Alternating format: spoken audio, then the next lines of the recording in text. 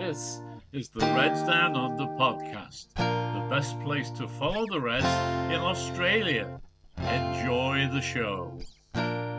We are the Reds Down Under, and this is our podcast. Hello, Reds. This is Reds Down Under, your Australian-based Liverpool fan podcast. Sorry, I'm Tom. I've been living in Australia for 6 years, and this week I've got Jacob on from Melbourne. How you doing, mate? Welcome to the podcast.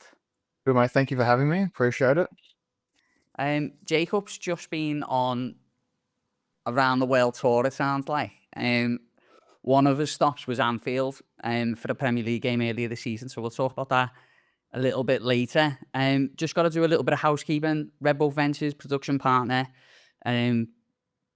They've been great with us. They've loaned us kit and stuff to get us off the ground.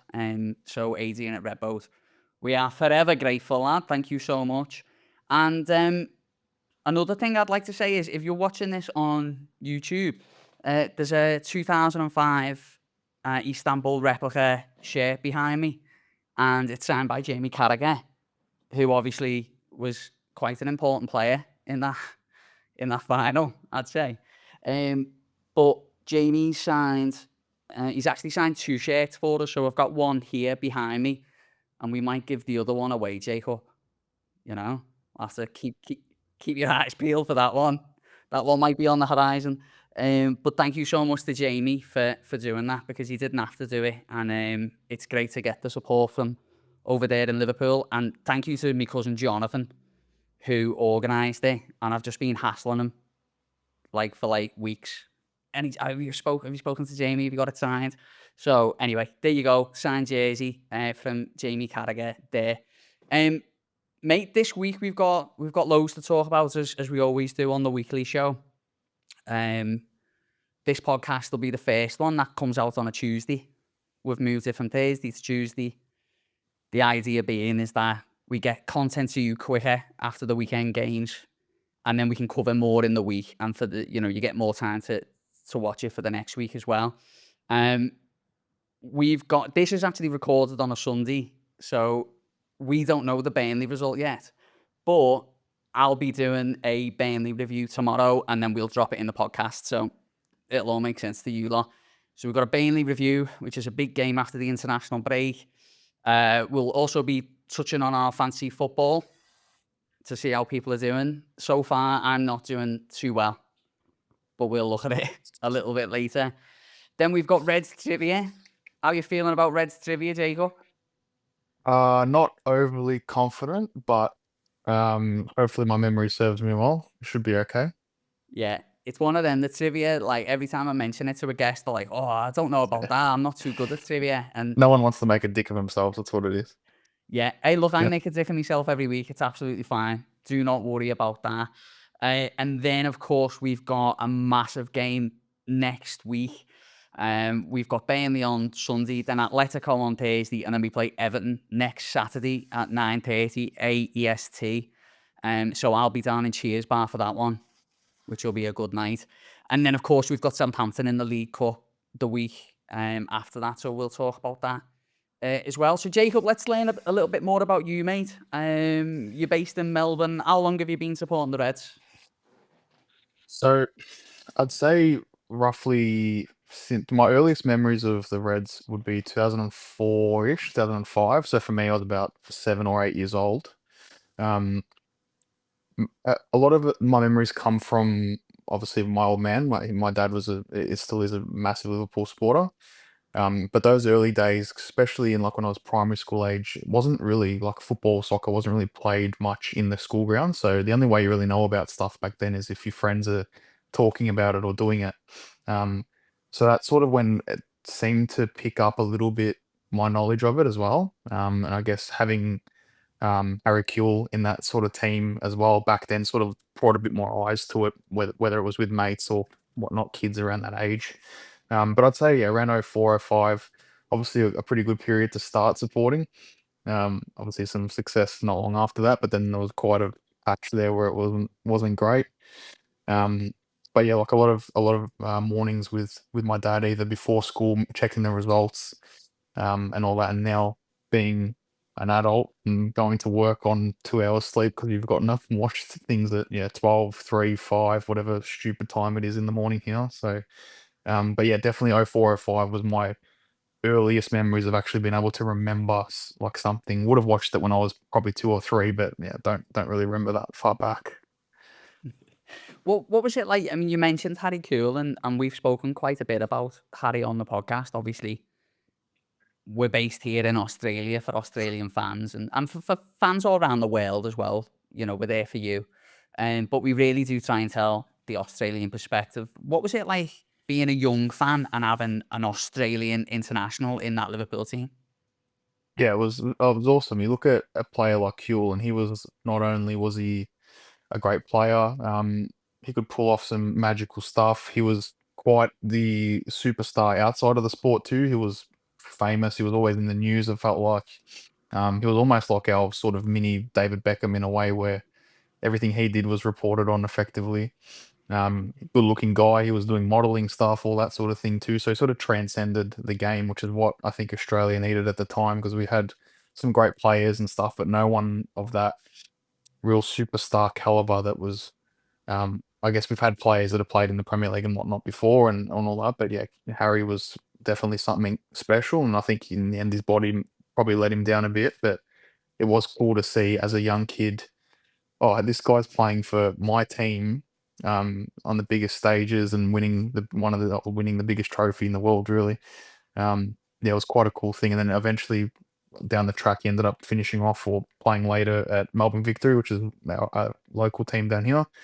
So that was cool to actually go and see him play as well in obviously a bit of a lesser league, but it was just awesome still to see him live in the flesh as well. It'd be amazing, wouldn't it, now to have an Australian player play for Liverpool? The fan base over here is so it's so fanatical. I was really surprised about it when I moved here because look, there's definitely an element for Scouse fans from Liverpool, um, and you know we basically think we're the be all and end all of it. You know what I mean? Like to be honest with you, like we're sort of biased on that one. But then when I came to Australia, I was genuinely really surprised about not just how many people support Liverpool, because I think supporting Liverpool is one thing, but like how many people like really knew their gravy like on everything to do with the club. And like to be honest, like a lot of people I've met, I've got like this like encyclopedic knowledge of the club, which you know I can't even get near. So it'd be amazing to get an Australian player playing for Liverpool. I think it'd be huge over here, but I don't think there's any sort of quite at the standard at the minute. Like, but we'll see what happens. So you've just been, as I say, you've been on a sort of down the world tour. So I'm looking forward to see what you got me from Greece. Um, you went to Anfield, mate. Tell us about that. Yeah, incredible. Obviously, first time at Anfield. I've seen Liverpool before at the MCG in Melbourne when they came in 2013 or whatever it was.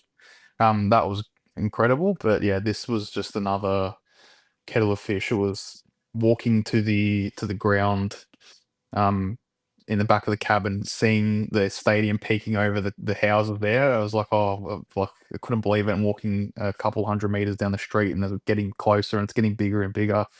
And then eventually just getting into the stadium, walking out of, I guess, to walk up to the seats and just like have to take a minute just to take it all in and um, couldn't believe it. And I was at the Bournemouth game at the start of the first game of the season, so it was quite the game to be at as well. Very entertaining and atmosphere was just incredible.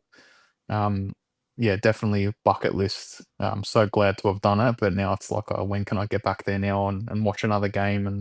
And yeah, dragged my wife along as well, which she loved it. She doesn't really pay too much attention to football that often, but yeah, I think I've made her a fan now, which is great. So she won't have to start waking up early in the morning with me. But yeah, it was just incredible. I mean, just the atmosphere, especially the game for Jots as well. Um, the support was incredible. The noise when the third goal went in, I've never heard anything louder in my life. It was just an absolute rumble, thunderous, people just jumping on top of each other, hugging guys I've never met, and just the whole spirit of it was just incredible to be around. Mate, if your missus is becoming a 3 a.m. red, then she's one to keep, I reckon. You know what I mean? She's one Definitely. she's one to keep next to you. It's something. I mean, I wouldn't say I took for granted, but obviously being from the city, I was going to the game most weeks. Really, I was spending basically every penny I had to go and watch Liverpool Football Club. But that feeling you're talking about of when you're walking through the houses, because if people haven't been to Anfield, and you can sort of tell, on the TV broadcast where they have the drone shot or the helicopter shot, you can sort of get a sense it's like sort of probably 1950s terrace houses all around the ground.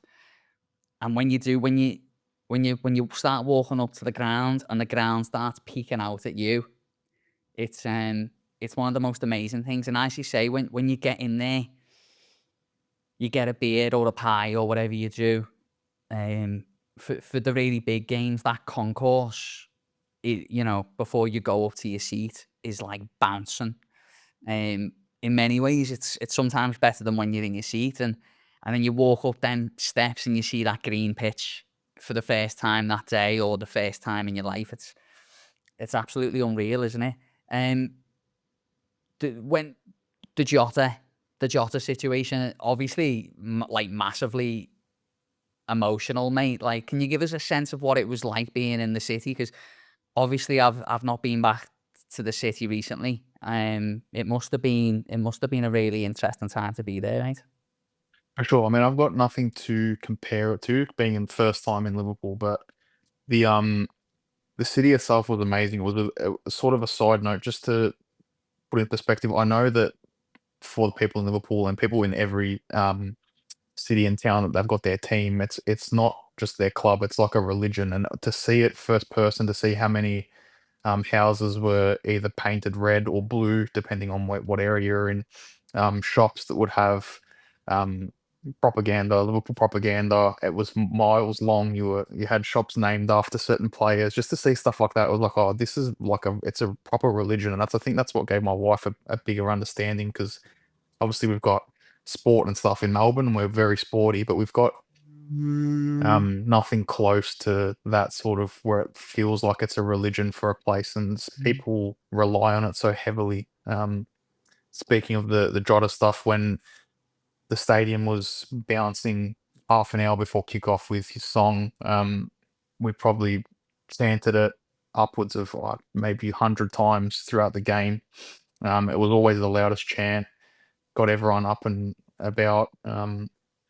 Yeah, felt obviously the start of the game was a little bit maybe that sort of eerie feeling, but I think the fans were just very supportive and they wanted to will the team over the line to win. And um, I think that was definitely felt throughout the stadium. That was just such a big game for that reason. And I think that it'll happen a few more times this season where they'll almost will the ball into the back of the net, which I know they do a lot, but I think it'll be even more with just that chant alone, the power that it has to unite people and whatnot. It was incredible. The the atmosphere was unbelievable. Like, when you look at it, you know, I've been really lucky. I've been huge fixtures and big Champions League games and whatever. But like when you really take stock of that game that you went to, on paper it's just Bournemouth in the league, but because of everything that happened with Jota, and a couple of other things which are happening in the city at the moment, I think it was such an important game, and that moment where Salah was on the pitch at the end, and the fans were singing the Jota song to him, almost, special, really special to be there. Before we move on, can you tell me about that game in the MCG? Because I remember watching that in Liverpool against Melbourne Victory. I think like Brad Jones was in goal. from memory. Stevie G played. But that You'll Never Walk Alone was probably one of the best You Never Walk Alones I've ever seen, mate.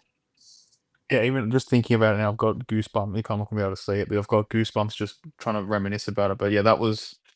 I remember just standing with my dad. We'll probably I think it was close to 100,000, or it might have been high 90s, maybe at the game from memory. Just incredible. Yeah, that You'll Never Walk Alone.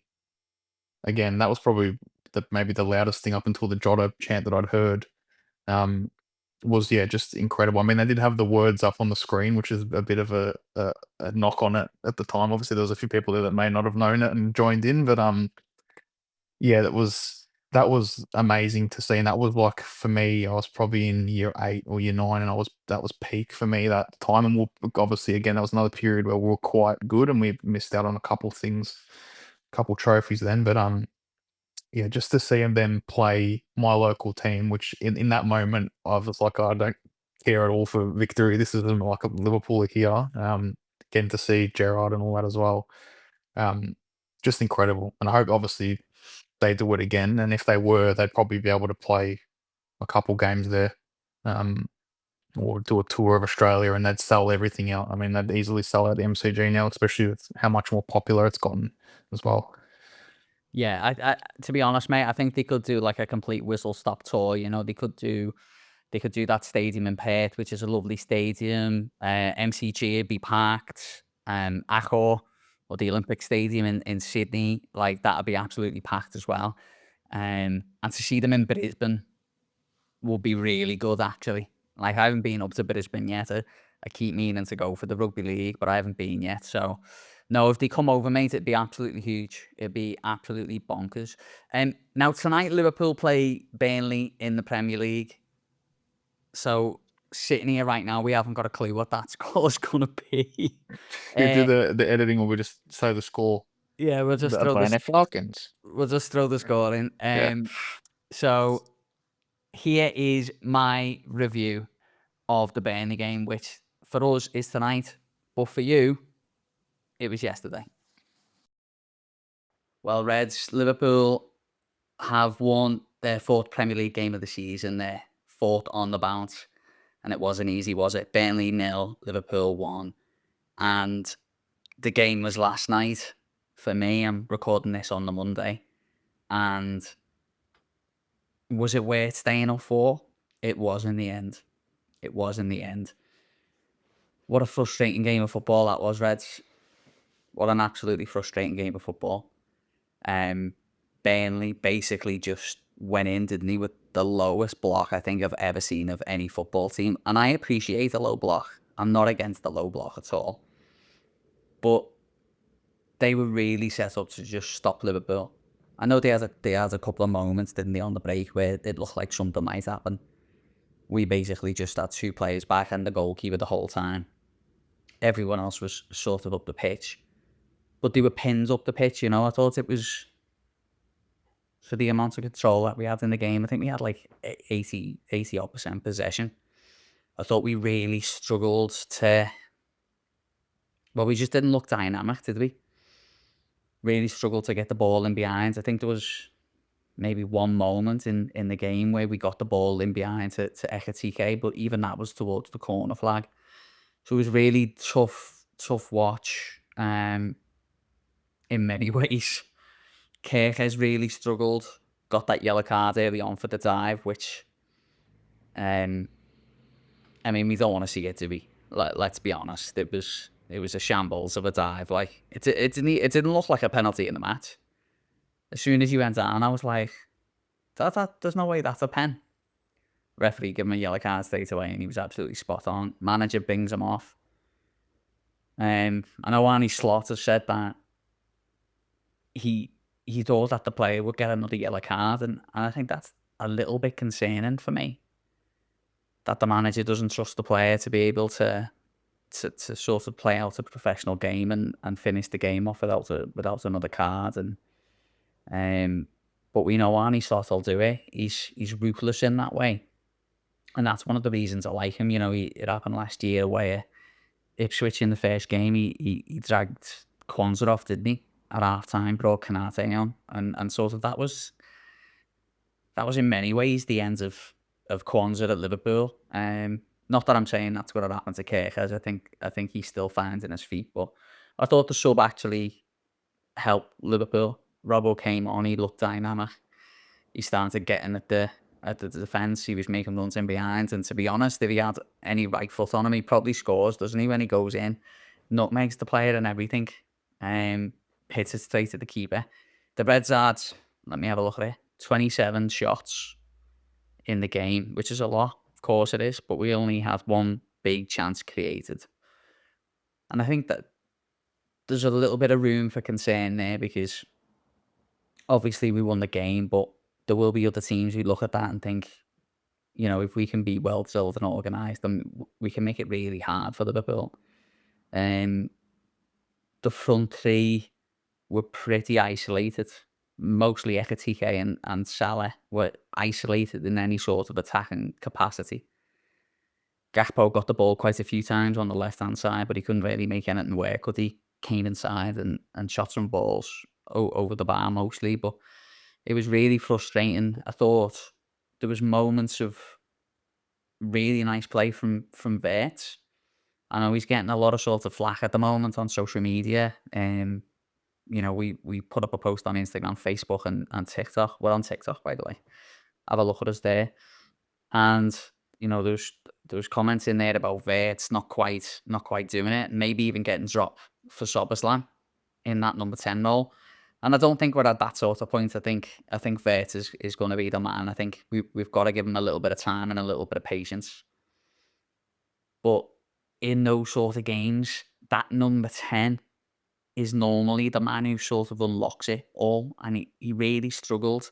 He had a moment where he had a chance himself, and he hit the ball wide, but he didn't really create many chances in the final third, and I think that's something that we need to see a little bit more of moving forward.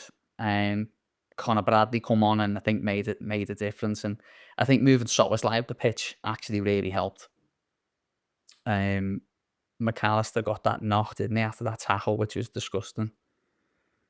Soberslam went into the midfield, and I thought Soberslam was really good, actually. He had a cracking strike, which was the goalkeeper made a great save. And yeah, just frustrating from my point of view, really. One thing that absolutely baffled me was I thought, substitutions-wise, you were allowed to make 5 changes over 3 times.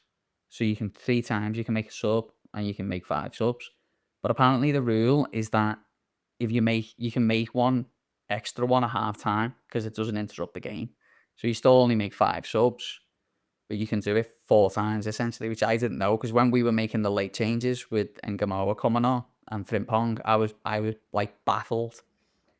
But I thought Frimpong did well. Obviously, he won the penalty for the goal. But Ngamoa, I thought, was a real threat. It was different. It was direct. He was taking players on. And sometimes you just need that little bit of spark. You just need someone who's just gonna have a crack at opposition. And I thought he made a real difference, actually, because I think when he came on, he was so direct. He was pushing the defence back, and it sort of created a couple of little moments where there was a little bit more space around the Burnley box, which there hadn't been at all. And then obviously, look, Mo Salah with the penalty. It's only his second goal of the season. It's only his second goal of the season. He scored in 50% of the game so far, so that's not too bad, is it? But he had a really tough game again, Mo. But you know what? He steps up right at the end of the game, last attack of the game, basically, wasn't it? And he put in a cracking penalty. I would bounce him around the living room here. Absolutely bounce him around the living room on my own at 1 o'clock in the morning.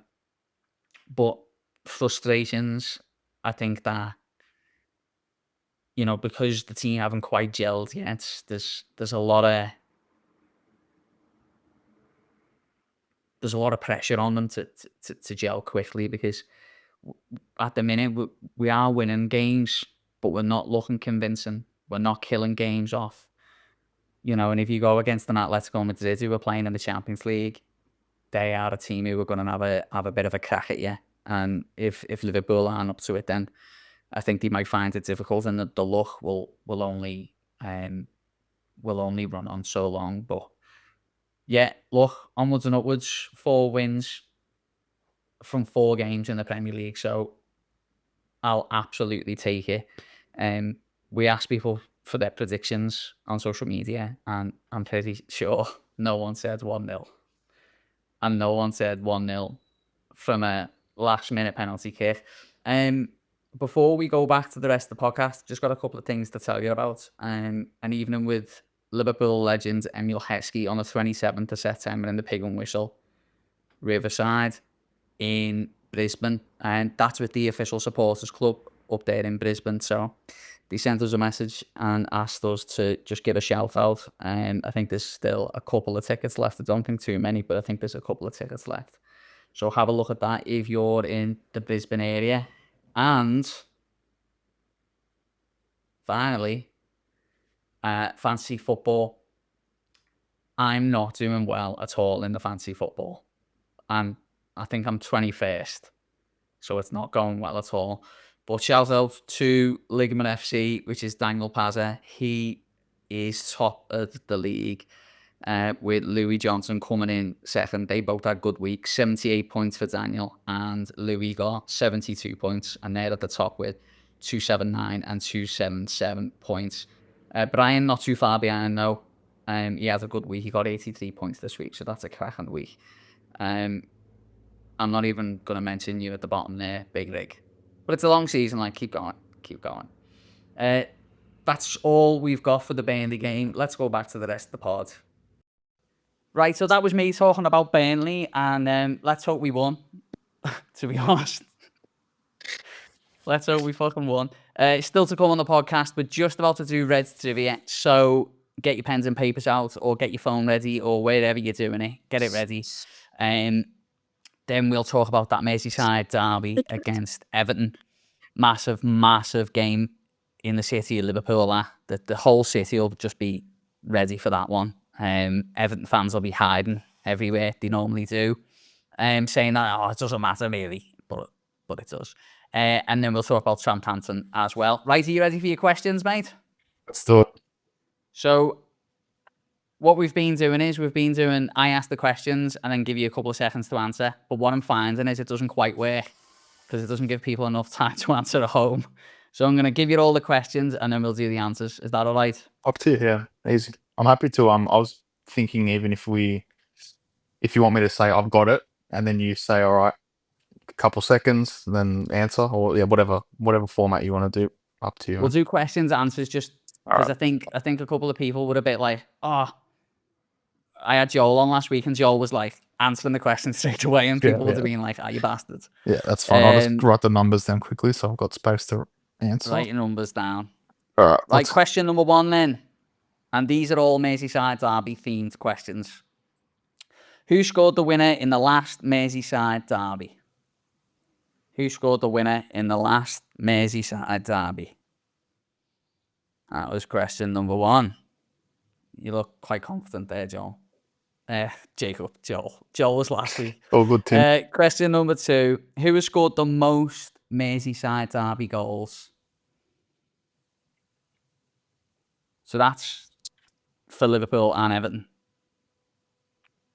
Get your thinking boots on that one. Who scored the most Merseyside derby goals? And I tell you what, if you can tell me how many, I'll give you a little bonus point, Jacob. How about that? All right. Question number 3. Who was the first overseas player to score in a derby game? It came in the 1986 FA Cup final. Who was the first overseas player to score in a derby game? It came in the 1986 FA Cup final. I know there'll definitely be a selection of older fans who'll get that straight away. Younger fans might be a bit more tricky for you. But just throw a name in there. You can't go wrong. Well, you can. You can go wrong. You can be wrong. Yeah, you can. You can go wrong. Question number 4. Who was the last player to score a hat-trick in the Merseyside derby? Who was the last player to score a hat-trick in the Merseyside derby? And question number 5. Who was the last Liverpool player to get sent off in the derby? Question number 5. Who was the last Liverpool player to get sent off in the derby? Think on. Think on, friend. Oh shit. For people who are listening to this on audio, Jacob's having he's having a moment Meltdown. over there. All right. I'll You just ready? put a name down. Hold on. Give me a sec. Throw a name in. Last Liverpool can't- player, you said, yeah? Yeah, Liverpool player, yeah. Okay. Because a little tidbit, there was also an Everton player sent off in that game, I believe.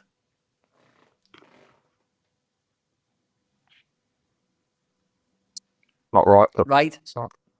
Are you ready for the answers, mate? Yeah. How confident are you? At least 2, definitely, I think. At least 2. All right, then. Question number 1, mate. Who scored the winner in the last Merseyside derby? Got the tattoo. It was Diogo Jota. He scored in a 1-0 win at Anfield, and what a fucking cracking goal it was, Diogo. Absolutely fitting for the lad. A proper Jota goal as well, if there ever was one. Yeah, exactly. Couldn't describe it any better. Yeah, absolute Jota goal.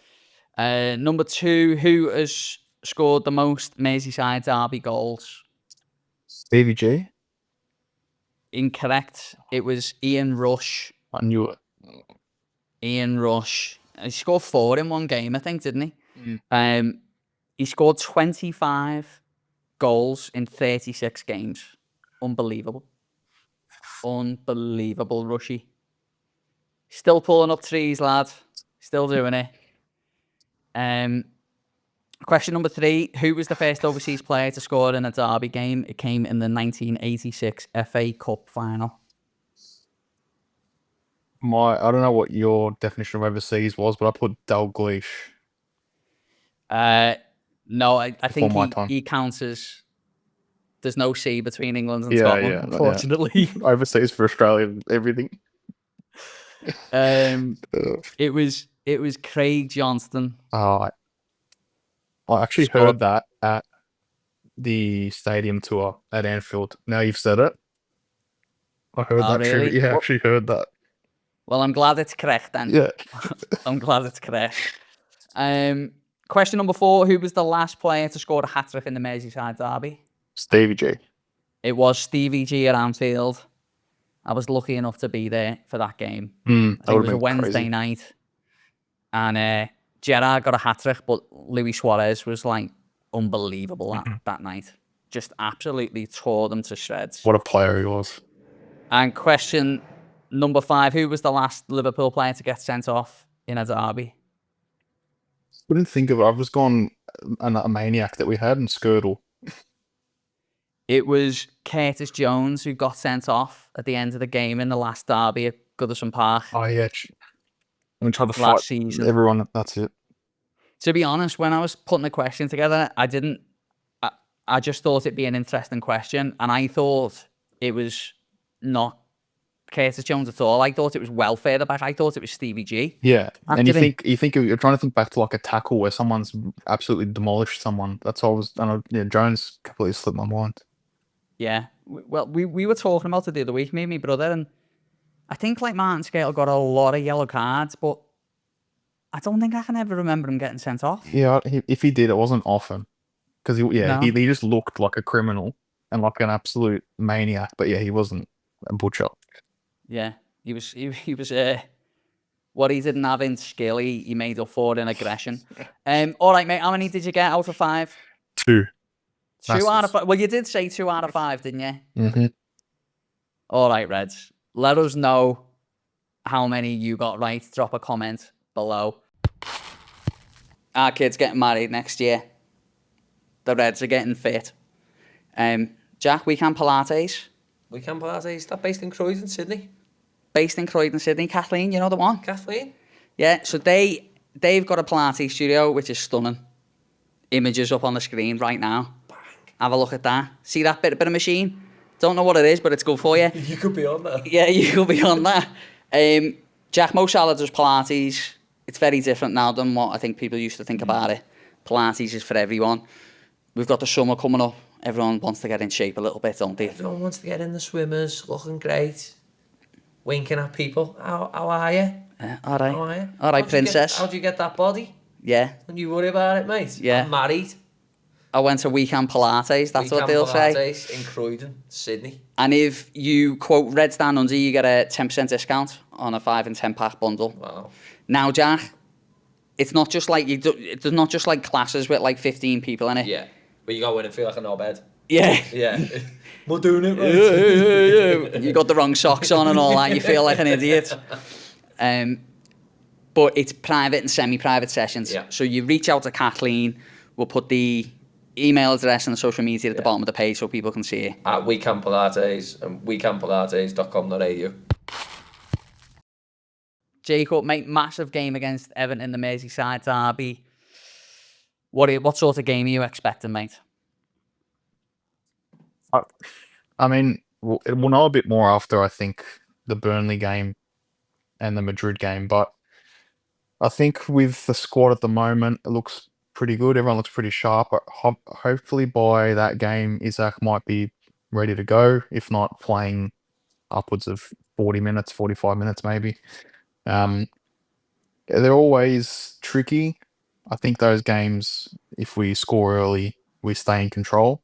The longer they drag on, obviously, the more we shit ourselves. But I feel like with the last game, especially with Jota's goal, all we need is that moment of magic. But I think we're too good of a team to rely on just a moment of magic. I think we can produce a couple.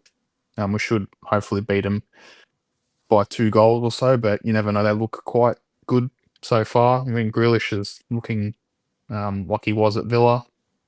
They've got that NDI. He's a baller as well. And Dewsbury Hall, who looks like he's come in and is what they needed. So they've got some threat there. But yeah, we should get it done. I mean, I expect some rotation. We've got a few 3-day breaks coming up, 2-day breaks. So I expect that sort of next man up, where if someone's not 100%, whether it's in the midfield or in the front three, the next person comes in and just does their job. And yeah, it should be a win, I'd say. I think I agree. I think we should beat them. I think, to be honest, mate, I think we should beat most teams. Yeah. You know, or we should certainly have a crack at most teams. I think for the first time in a couple of years, I wouldn't say I've got a fear about this game, but those players who you've mentioned, Grealish has come in and hit the ground running, hasn't he? I think he got player of the month in the Premier League. He's been a real threat on that left. You've got that, how do you say, is it NDI? Don't take what I said. I don't reckon that's how you say it, but that guy. That fella. Yeah, he's good. He's a threat. He's always going to be a threat. And as you say, they've got Dibblingen from Southampton, who's a great young player. Dewsbury Hall's a good player as well. So I think for the first time about Everton in a long time, actually, I'm actually looking at them and I'm thinking these could do some damage against us, actually. And I'd expected a better season for Everton this year. I think the big lad, Brantwaite, he's out, isn't he? Yeah. I think I saw something. Yeah, so I think that's a big loss for them. I think they've got Will Keane and Tchaikovsky, I think, at the back as their centre-back pairing. And that's a pairing you can get at. You can really Especially get Keane. at them. I think, Keane, you definitely can. Yeah, for sure. I think you can definitely have a crack at those boys. And even Tarkovsky, he's a really good defender, isn't he? But hasn't got a lot of pace about him. And whether we go with Ekatike or Isaac, both of them boys have got bags of pace, haven't they? So I think that might make a big difference.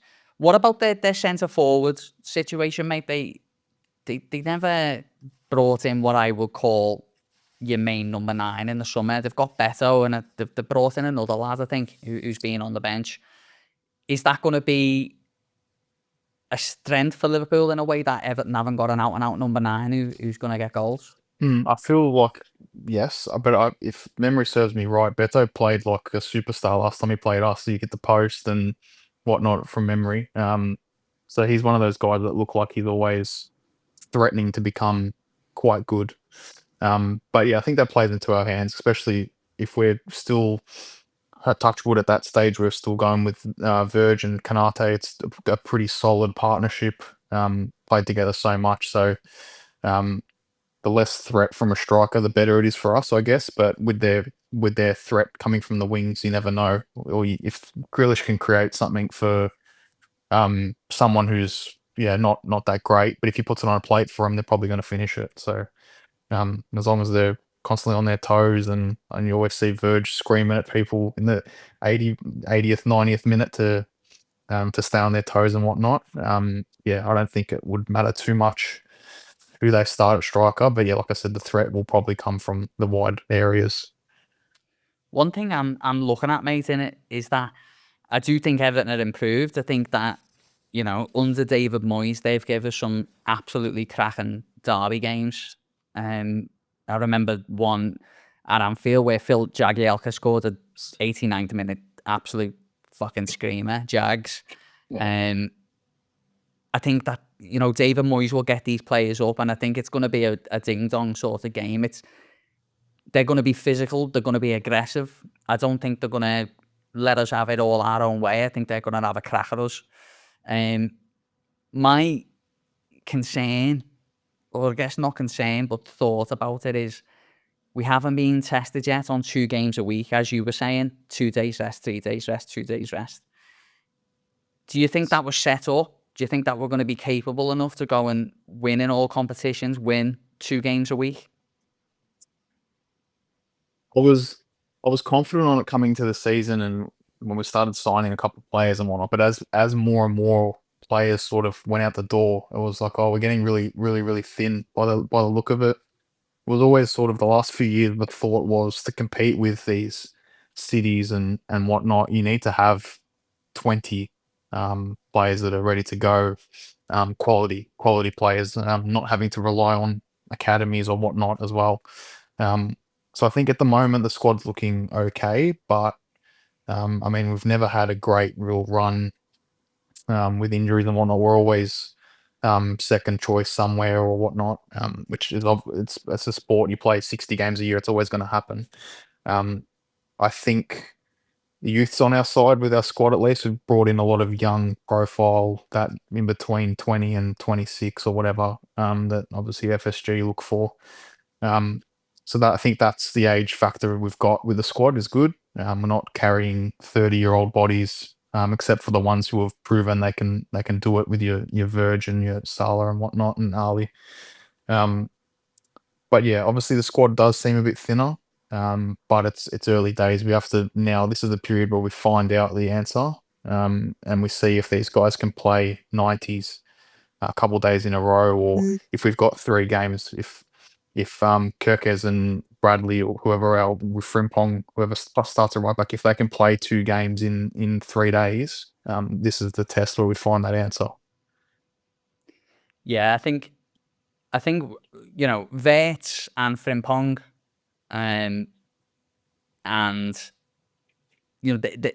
they've been used to, haven't they, playing 2 games a week for Leverkusen. It is a different league. The demands are different, the pace is different. But you would hope that those 2 boys would be confident enough in playing 2 games a week. And as you say, there's players in there for rotation with Bradley in there as well. And you could play Szoboszlai higher up the pitch again.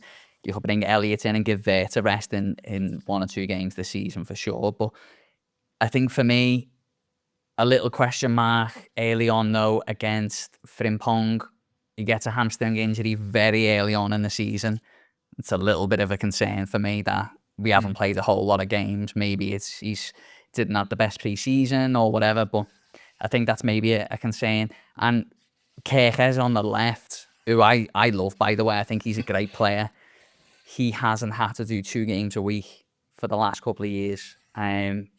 So I think I would expect Robbo to play a lot of minutes. Right, time to put your flag in the ground, Jacob. What is your score prediction for the Merseyside derby?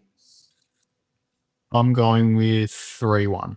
I doubt it'll be a clean sheet, but yeah, we should, like I said earlier, win by 2 goals, I'd say. Yeah, you know what? I think I got a little bit of flack on socials because last week I said we'd probably draw against Arsenal, and obviously we came through with a cracking win. But it was close. I think I see a 2-0 Liverpool. I do see a 2-0 Liverpool, and this season I've been really careful not to say that we're going to go and win a game by something to 0 because the back line hasn't been too strong and the midfield's sort of been all over the place. But given that Canate performance in the last game at Anfield against Arsenal, I think we're going to be stronger. I think the more McAllister and Vert play together, they're gonna link up more and more, and leave Grafenberg in there as a destructive sort of player. I think we'll be stronger there too. I think we'll win the game 2-0, but we'll see, won't we? This is a Reds Down Under announcement for all supporters. If you haven't already, make sure you subscribe to the YouTube channel, follow us on TikTok, Facebook and Instagram, give us a review on Spotify, Apple and Amazon. Thank you. Southampton in the League Cup, mate. Liverpool are obviously in 4 major trophies this season: Premier League, Champions League, FA Cup and the League Cup. Because I refuse to call it the Carabao Cup, because that is just nonsense. That is absolute nonsense. It's second to the Papa John's trophy with Yeah. the worst name. Is it Papa John's now, is it? I think that's the one where they play just like League 2 and League 1, I think, but I'm not sure if it's still called that. They change them all the time, so they're all terrible. Didn't he have a guy deliver the trophy on a moped or something? Like it was a pizza? Yeah, Or the something match ball? stupid. Yeah, on a Uber Eats bike or something like that. Crazy, innit? Yeah. So someone thought that was a brilliant idea. Yeah, and he probably got promoted for it, and then he's probably a CEO of that company now. So Yeah, he's probably doing well. Now the League Cup is a competition we've won the most times. Then we've won it 10 times now, haven't we?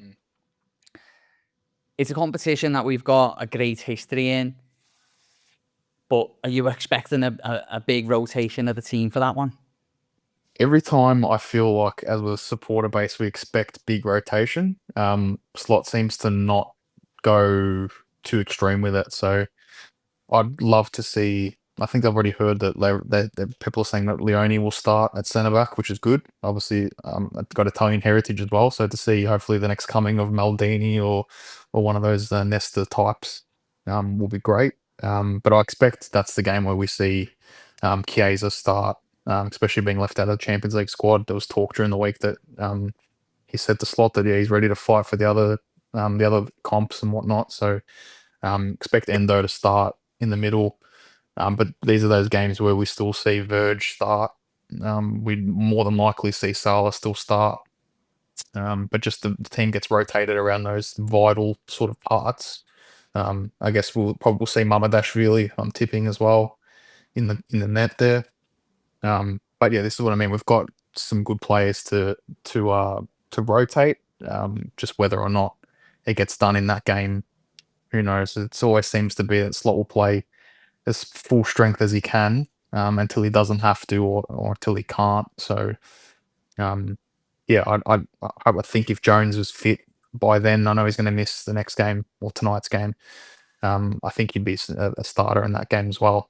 Because yeah, like we said, we're coming up this period. We need to be rotating at least every second, third game, just to we don't run out of steam with 10 games left and whatnot, which we have previously. Yeah, I think Slot's reluctance to rotate last season. You know, we rotated against Plymouth in the cup, and we got knocked out the cup. But it's the FA Cup; anything can happen in the cup. Like that's the romance of the trophy. But I think when he rotated the team for that, and we got stung, I think it hurt the squad a little bit because your first 14 boys are going to play a lot of games. But sort of after that point, not a lot of the the younger players were getting much of a sniff, really. And I think it's so important that the young players are given an opportunity and the squad players are given an opportunity. And I think that's what Klopp did really well. In fact, he surprised us one year, didn't he, by resting the whole team basically in the Merseyside derby, and we I think absolutely did he thumped rest? Everton. He rested himself too, didn't he? As well. Well, that might have been the Villa game when they put the academy team in, and Klopp was in Tenerife or something like that for the game. Great. He can do whatever he wants. He can do whatever he wants. But yeah, I think the squad really sort of got hurt by that.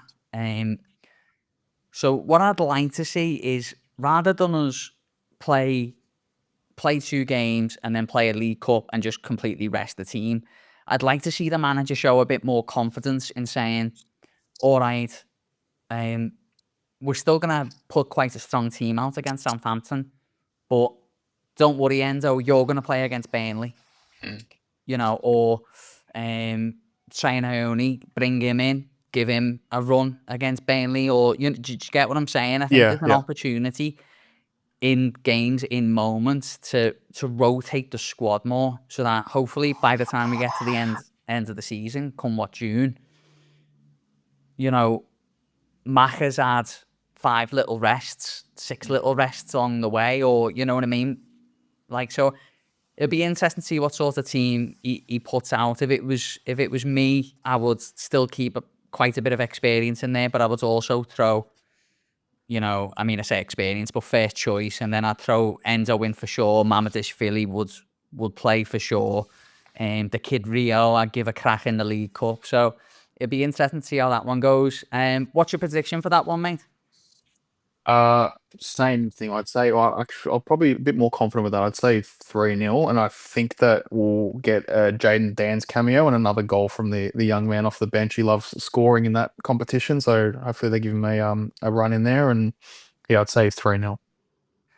I'm going to say 2-2. Liverpool win on pens. Extend the game even longer and use even more energy on it.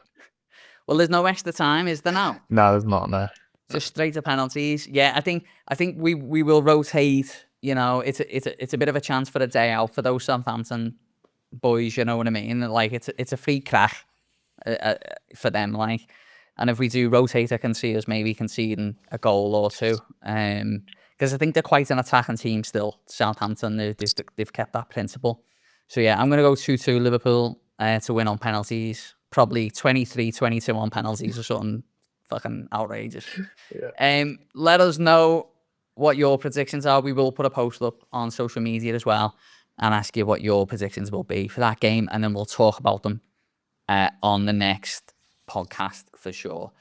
Jacob, mate, we've pretty much done it all. Has it been an okay experience for you, lad? Of course, mate. I'll tell you my honest truth later on when we're not live. No, it was awesome. Good experience, good fun. Send me a feedback form with your honest feedback. It'll be I've already started. I've written them on the envelope here, so it'll be anonymous. Trust me, I won't let anyone know. And thank you so much to Jacob for coming on all the way from Melbourne. He's a member of the supporters club down there as well, and sign up to your supporters club. I've been really naughty and not signed up yet, but I will be signing up to the supporters club this year. As I said, I will be in Cheers Bar next weekend for the Merseyside derby against Everton. I think there might be a couple of us from Reds Down Under. We'll probably have our t-shirts on. So if you see us, just come over and say hello, and we'll say hello back. And, you know, we'll become best friends and all that sort of stuff. Thank you to everyone for watching at home. If you are enjoying the podcast, jump on social media, give us a follow, join in the conversation, because, you know, Jacob can attest to it. He jumped on, he sent us a couple of messages, he was in the comments as well, really taking part. Yeah, he's a part of our community. So be a part of our community, come on the podcast, be a guest, jump in the comments, let us know your thoughts, and obviously give us a subscribe and a like and all that sort of stuff, which I hate asking for, but it is actually really important, to be honest. That's all we've got time for. Liverpool, I've got massive games this week. Burnley, Atletico. Who else have we got? Oh, Everton and Southampton. So we'll see you this time next Tuesday, and we'll talk about everything that's happened with the Reds this week. Up the Reds, mate. Go the Reds. We are the Reds down under, and this is our